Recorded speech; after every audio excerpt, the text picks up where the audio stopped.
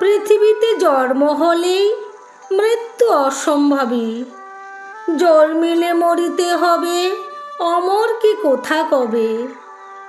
শ্রী শ্রী ঠাকুর বলেছেন, মৃত্যুর সময়ে যিনি আমাকেই ভাবিতে ভাবিতে দেহত্যাগ করেন, তিনি আমাকেই প্রাপ্ত হন, সন্দেহ নাই।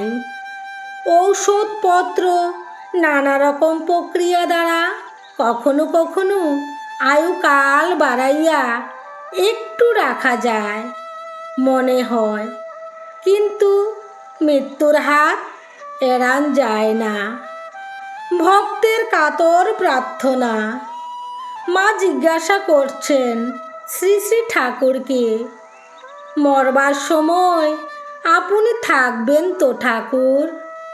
ঠাকুর অচঞ্চলভাবে উত্তর দিচ্ছেন, আমি না এলে আত্মা নিব কে?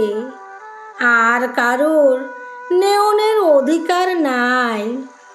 ভক্ত রমণীমোহন ধর রাত্রে জ্যোৎস্নালোকে দেখছেন রেল লাইন ধরে ঠাকুর চলছেন দ্রুত পায়ে, কিন্তু যেন তার চরণ মাটি স্পর্শ করছে না। আর সুরেনবাবুর মা ঠাকুরের পেছন পেছন চলছেন। সেই দিন সেই সময় সুরেনবাবুর মা দেহত্যাগ করেছেন। পরে খবর পাওয়া গেল। আত্মা নেওয়ার প্রথম দৃষ্টান্ত পাই ঠাকুরের সেই অতি শৈশবে। জয় রাম, জয় গোবিন্দ।